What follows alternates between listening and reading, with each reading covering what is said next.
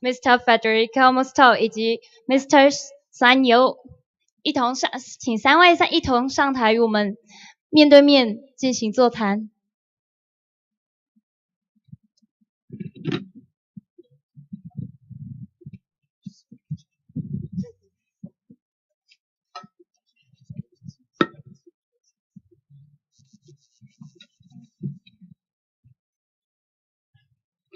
嗨，大家还好吗？快接近午餐的时间了，谢谢大家跟着我一起坚持到现在，然后聆听3位在台上非常非常丰富经验，然后也带来业界非常非常多新颖的想法，在跨域、在智慧校园、在如何更好的学习这件事情上面都有更多经验的3位讲者。那么现在接下来的这个 session 呢，就是由我来提出2个关键的问题，想请教台上所有的人的想法。那么接下来如果您有问题，也请您把握这个环节的机会，跟着台上的大师还有国际级论坛的大师一起来交流。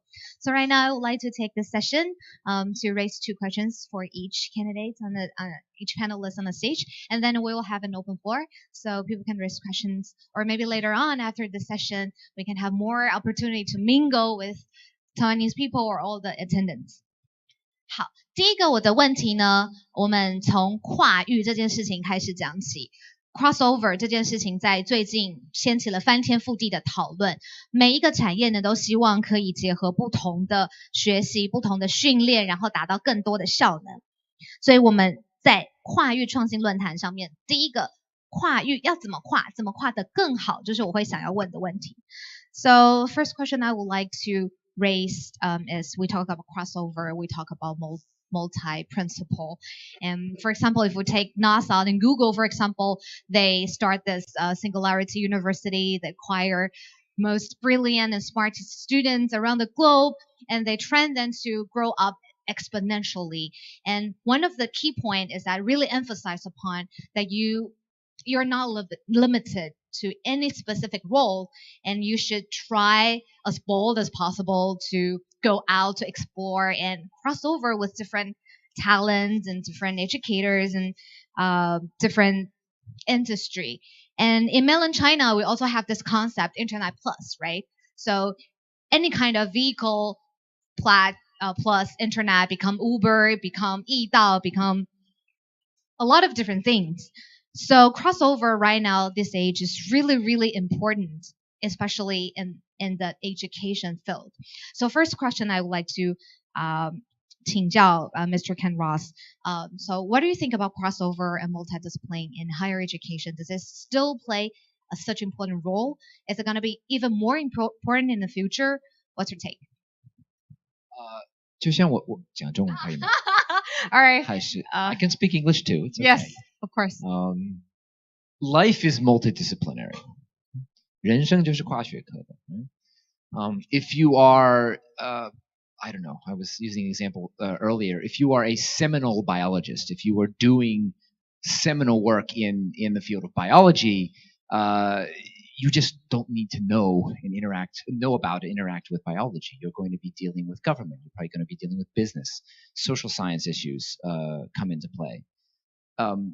So whatever people do in life, it's true. It's 跨学科的, right? It's multidisciplinary. It's just a fact. We all know this. Now, a lot of students, when they're younger, not everybody realizes this nowadays, right? And it is a little bit scary because most of our traditional institutions of higher learning around the world still are structured in departments, right? Still teach in very siloed majors or concentrations in a very multidisciplinary way, right? But that is changing. Right? And, you heard me speak a little bit earlier. I think, Suan Yeo, also you mentioned a lot of what you were saying, blends into this, that there are sort of changes afoot. The idea of having a broad education, what in the United States we talk about the liberal arts and sciences, right? That's actually nothing new. And even 100 years ago in university education, at least in the United States, people said, yes, it's okay to have an area upon which you can focus for your studies, But you also need to know maybe a little bit about this and maybe a little bit about that and a little bit about other things as well to be a much more almost complete person, but also to help you do whatever you specialize in, right? So the concept in itself is actually not that new. It's the weird thing, right? In our modern era, it becomes even more important than ever, right? But like I said, unfortunately, a lot of our traditional institutions, I believe, are not moving as quickly enough in this direction. But there is movement. Certainly, Minerva is one way. I think a lot of what's happening in the maker movement. There's a institution in the U.S. Well, you guys know this at Google very well. Alt School, right? Also based in San Francisco. Folks, Max and folks came out of Google actually, doing things quite differently. It's very relevant. I'd say it's been relevant for some time, but it's probably even more relevant nowadays to have that multidisciplinary approach, to have that crossover approach, to be able to learn certain skills and abilities, as I talked about earlier, and then to practice applying them across multiple disciplines. Even if maybe later in life, whatever you do, maybe you don't end up practicing or applying them in all those disciplines maybe for the rest of your life. But that process of knowing how to do so is very, very valuable. So we don't have enough of it. And those of you out there, listen, we're all mainly adults here. I don't see too many students. 没有学生了哈，没有。So, but we're all students. You know, 没有小朋友应该这样说。我也小朋友，永远小朋友。But I think that we need,你我都需要 like require, demand that our structured institutions of higher learning or of secondary learning, institutions where you work, institutions where you lead, require them to change, right? For the benefit of younger people now and everybody going forward, for the benefit of all of us. Thank you. It's interesting that Mr. Kenn Ross mentioned that we're not having enough of it.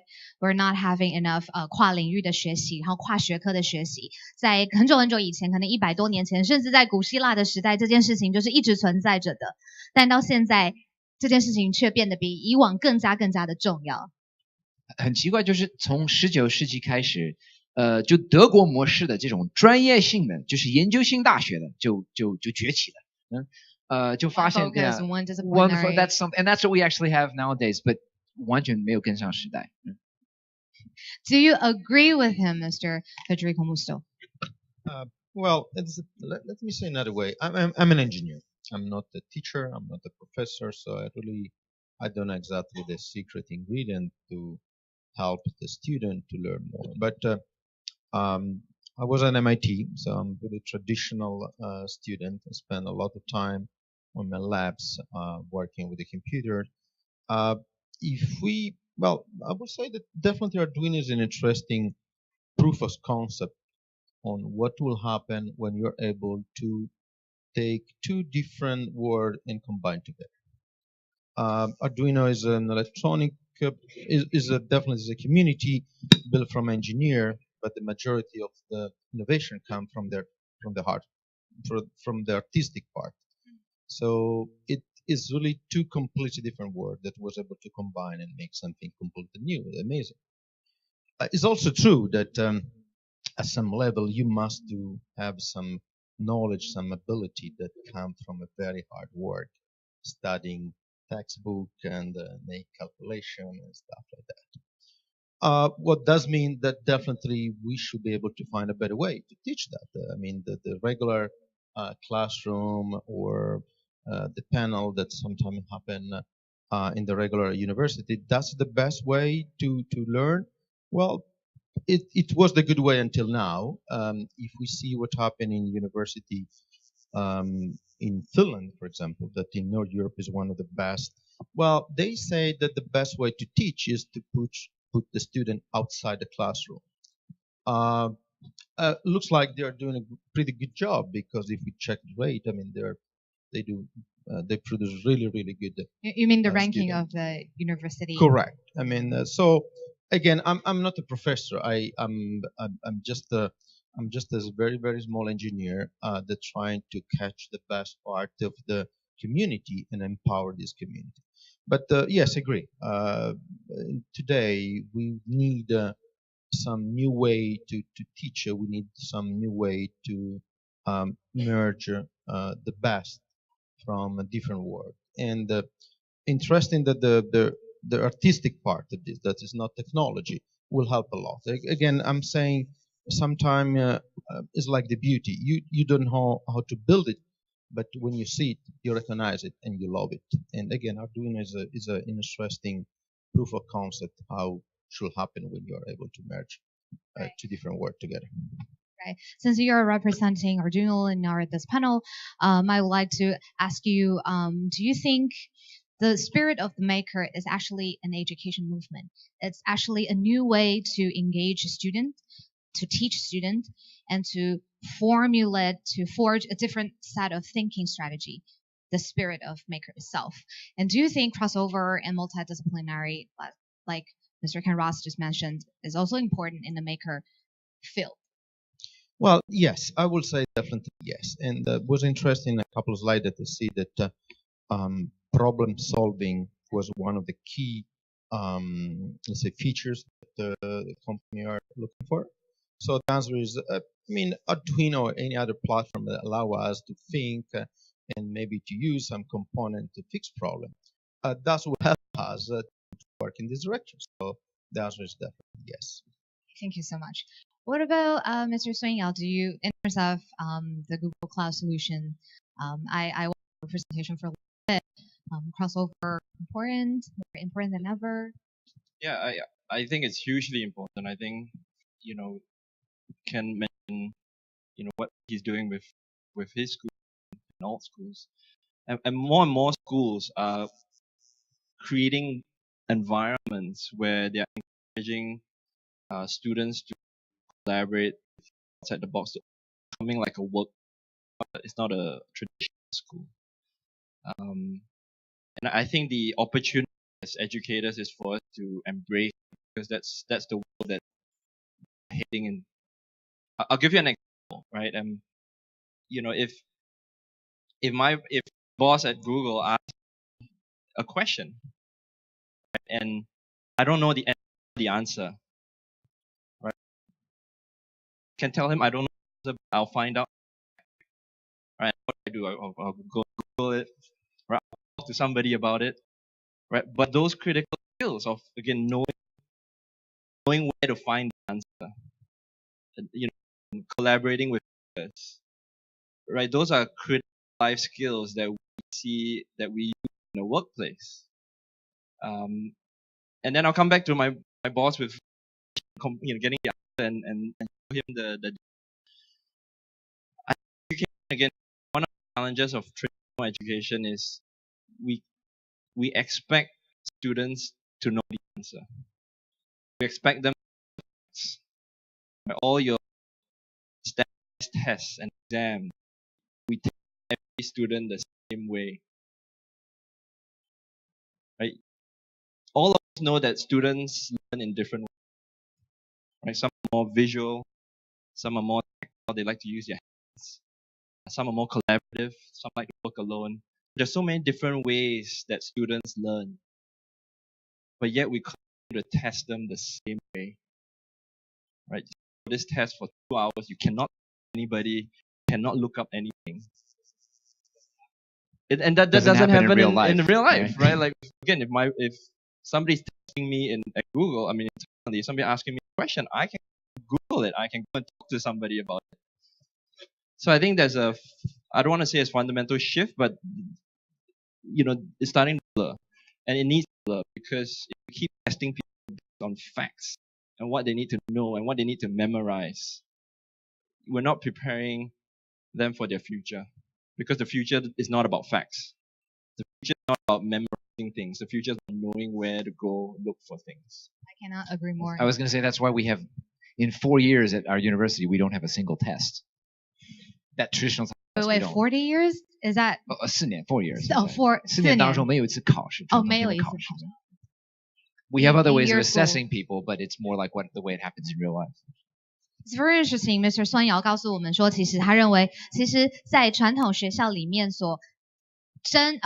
考试学生甄试学生的这个方法跟现实生活是有很大的脱节的。在现实生活中不可能解决问题的时候是坐在那边2个小时，然后完成你的考试，这跟现实生活完全没有关系。因此我们需要更大更丰富的变革。那么 which lead on to my second question， 在商业跟在现代的这个经济领域 we talk about 工业 4.0， we talk about the next industrial revolution, we talk about industry 4.0。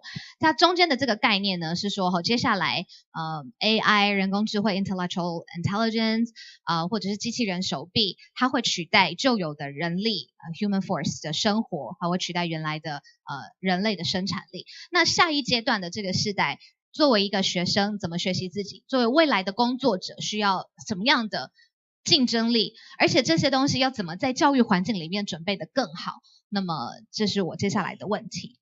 So we talk about industry 4.0 in business sector. We also talk about talent. How do we prepare our talent, our student now, our future workers to adapt even more better into the new world? When we think about AI, when we talk about robots going to replace human, is there any new way that we can train our student? And as a student myself or yourself, how can we prepare more to adapt the future trends? 我就提出一个对于你刚刚用出的一个小反对，就不是工业 4.0， 早就已经走出这个工业 100.0 了，也不是，就不用说工业，就说信息时代，早就已经进入这个信息时代。而且我觉得我们已经是具备这些能够就是很 relevantly 培育，就是说这边的现在的年轻人呢或什么的，就是为了应对这个现在和未来。We already have these. There's a lot that we actually have already nowadays, right? That can help us inform how we should be educating these folks.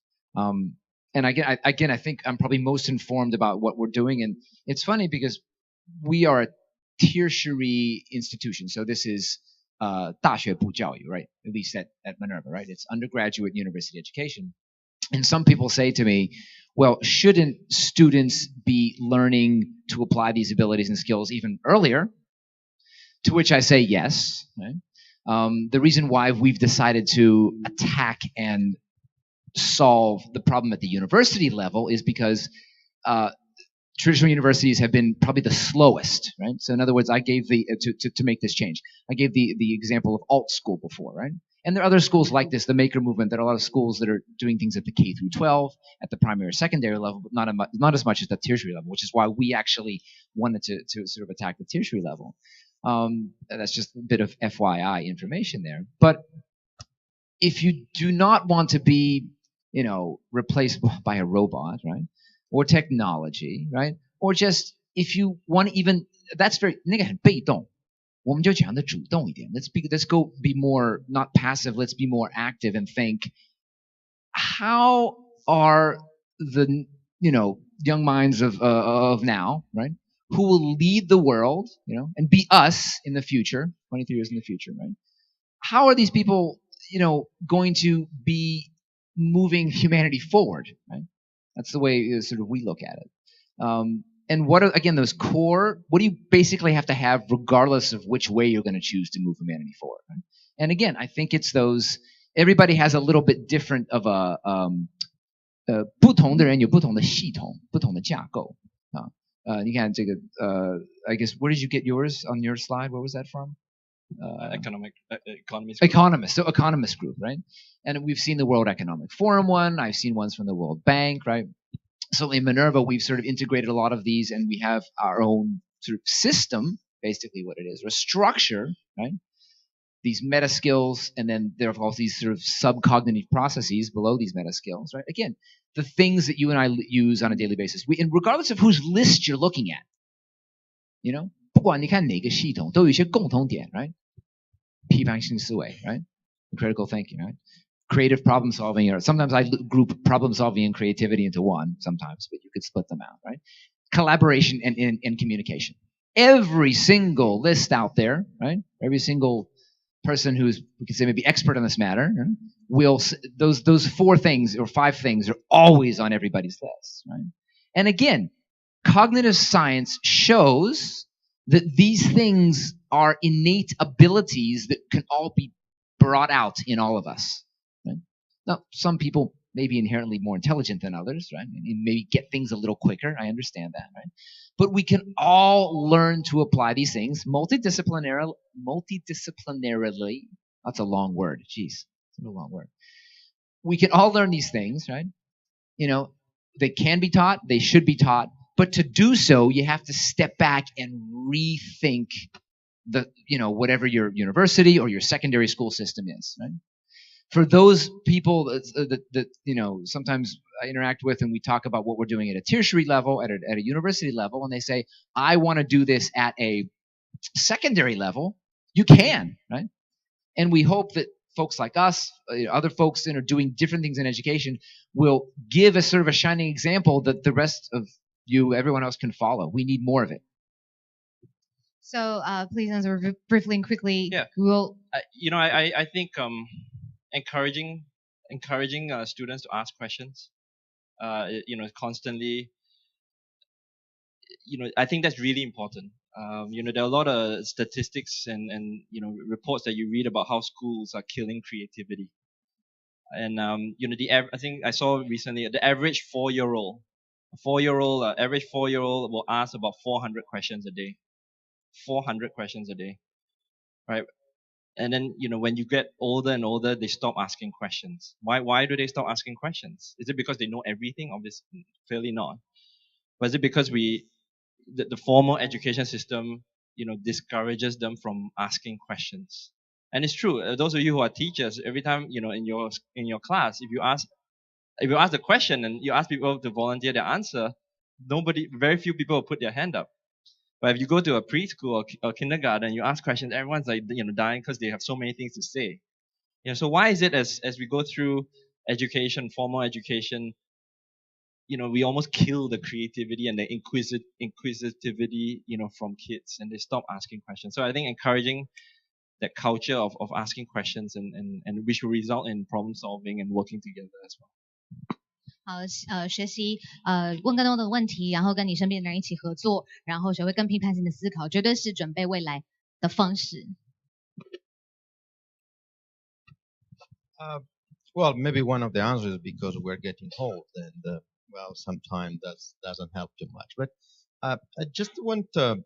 I remember an interesting program that has been developed in UK. With the goal to help the elementary school student to face with the problem solving with electronics. The program that I'm talking about is the BBC Micro. Is a very, very little a small electronic board that has been sponsored by the UK government, and the BBC was basically the company behind this project. They built 5 million, if I remember correctly, this very little board, and they used this product to teach how to program to the elementary school student. Has been a very, very successful product, and it was probably one of the answers that practical answer, of course, from the government, in this case from UK, to help the young generation to see a new way to learn, in this case electronics and programming language, and to basically to be able to solve problem, very, very, very easy problem, but that was something that was help them to scale to the next level. BBC Micro, I think you can Google it. BBC Micro. And you will find it. It's pretty interesting. Google it and you will find it out. 好，我想请问一下，我们还有时间让台下的观众朋友如果有问题提问吗？还是我们必须在这里结束了？ See, this is just like asking questions, right? This is just like asking. I'm asking a direct question. Do we have time? 如果你们都是几岁的孩子们，的问题一大堆的。好，这边我们 at least take one question here. Okay, the gentleman here over here.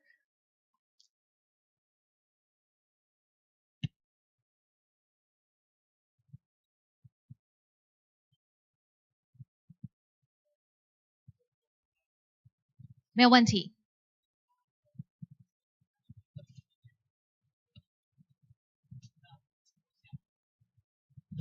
请教一个问题，就是说，在这个国际的一个学习的一个环境里面，跨领域之外，有没有包含到跨文化的一个综合性的一个教育，让这个学习的一个过程里面，在不管是沟通、思考各方面解决问题的能力会更好？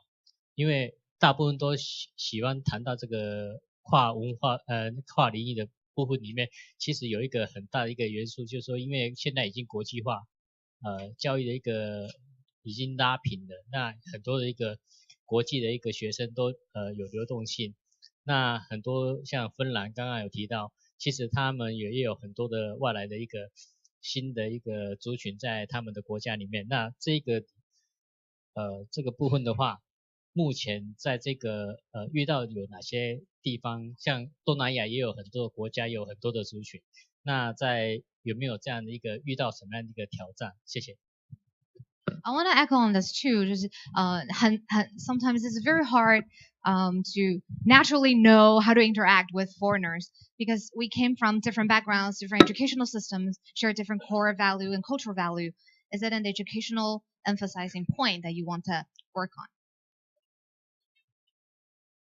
Okay, I'll talk a bit about this because it is something that we do in a very structured way, and it's sort of part of the global immersion. This global experience is part of the whole general Minerva experience, 4 years.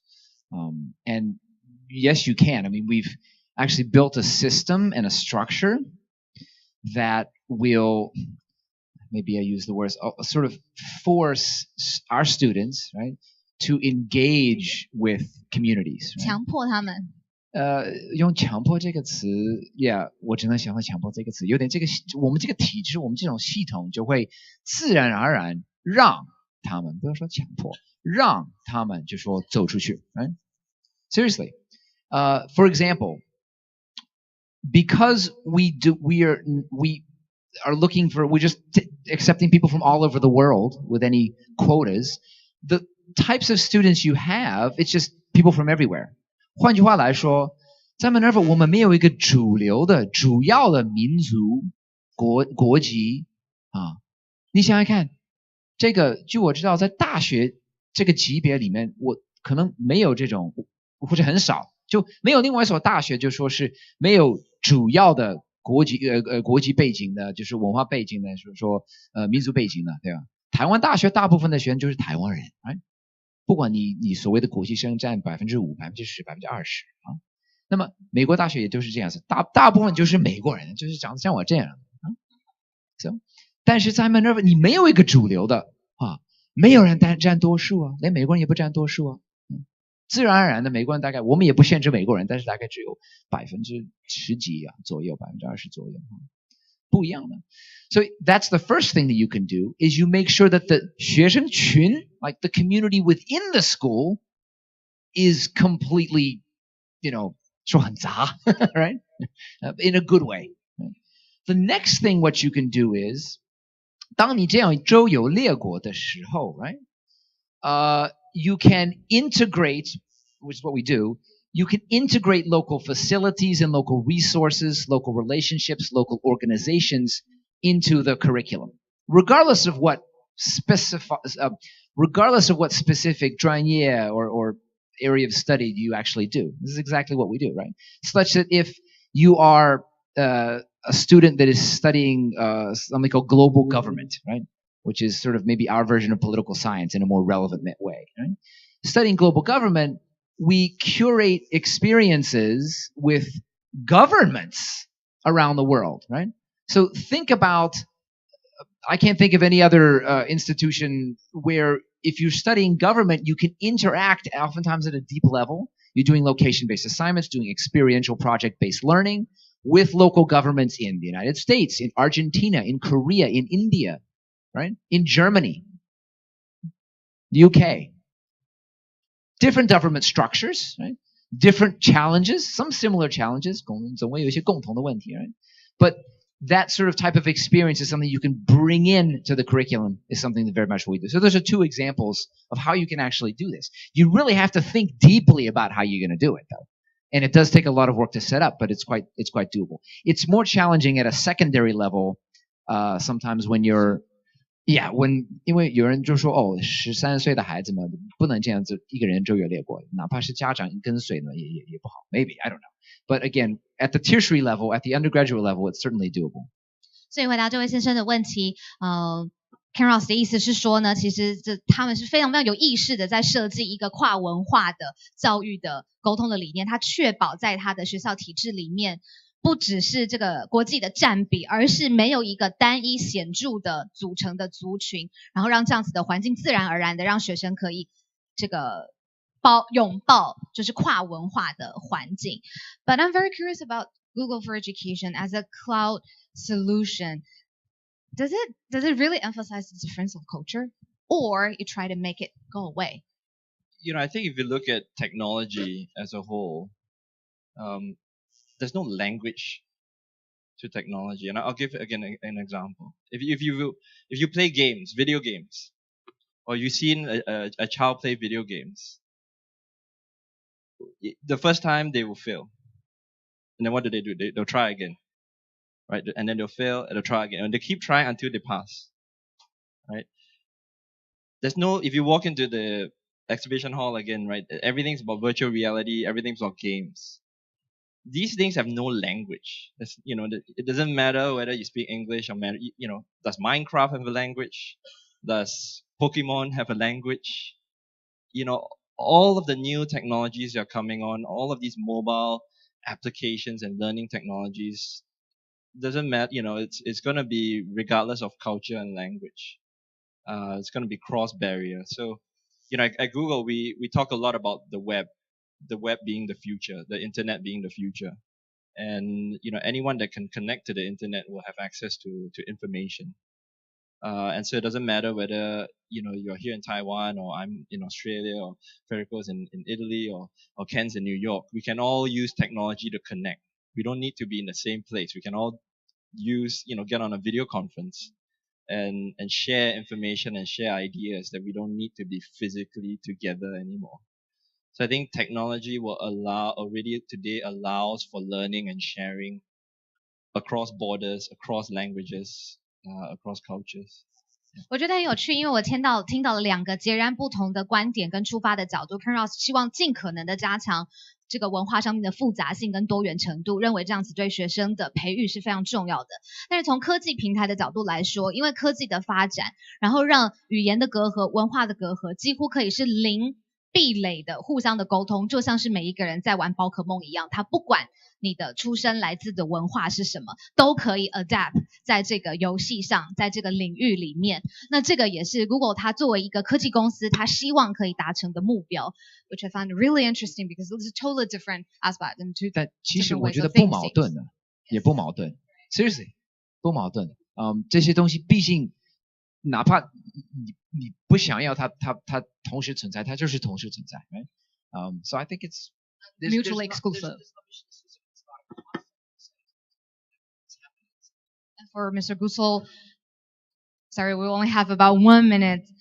In maker education, do you emphasize upon cultural differences? Well, I fully agree. I mean, there is some technology now that allow us to make video conference and stuff like that. I hate video conference. I like to talk with the people face to face. I like to sort of touch them in the way, of course, in the feelings, right? That is, well, that's true. I come from a Montessori school. Can you believe that? I come from a Montessori school, and basically Montessori school say you can do what you want. You stay in the class and you play. Well, it was very hard to pass the exam, mathematics and stuff like that. But I enjoy a lot. I was doing whatever I was happy to do. Take a nap or just play with a cooking lesson. So talking about my personal experience.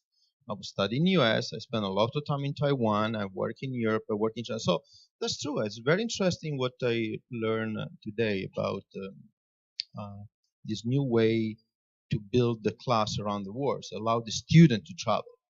I think that is a key point.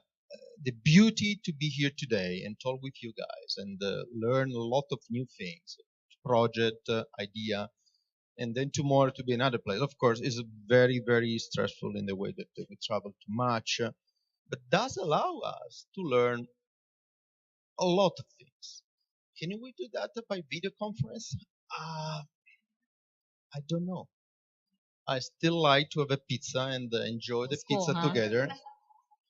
And this is a very old school. I fully agree. But we are humans. Well, I don't know if Google at some point will be able to put a chip inside ourselves. I still love to make a pizza with my friends and, make noodles. I love noodles. I know dumplings, especially Chinese one. I know a couple of restaurants here is good. So anyway, I'm saying that, yes, the future's, and we need to find a new way to improve the way to teach. But we're still human body, and we still love to stay together and interact in the very old traditional way.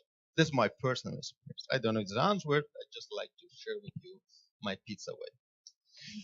谢谢这位先生提的一个我个人认为非常好的问题，或许可以做一个很快的总结。可能将来的社会，包括教育的领域，都会面临更多元的来自于文化和跨领域的挑战。但是当我们想要有一个更零壁垒的零沟通障碍的科技工具的时候，像是在 Maker， 像是在科技领域，还是有这样子的平台，然后这样子的工具可以让我们使用。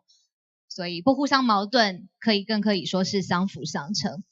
谢谢大家今天听到这边已经快中午的时间了，相信大家肚子也有点饿了，需要稍微休息一下下。但是在外面的展场区有非常多精彩的这个展位，然后有很多的业者带来他们最新的技术啊、最新的游戏等等，要跟大家一起分享。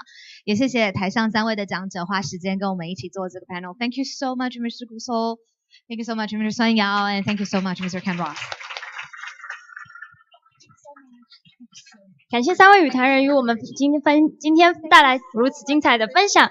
今天上午的论坛就此告一段落，十分感谢各位来宾的参与。几件事情提醒各位来宾，明天9月9号亚太智慧校园研讨会将于上午9点于第5会议室举行，欢迎大家参加。若您有租借翻译设备的贵宾，请您至服务台取回您的证件并归还。如果您需要登记公务人员或教师研习时数，也请您至服务台办理。最后提醒各位来宾，您手上有一张问卷调查表，请各位填写完毕之后缴回我们的服务台。最后在本馆2楼 H 区同时举办国际校园展览，欢迎各位前往体验。今天谢谢大家的参与，谢谢大家。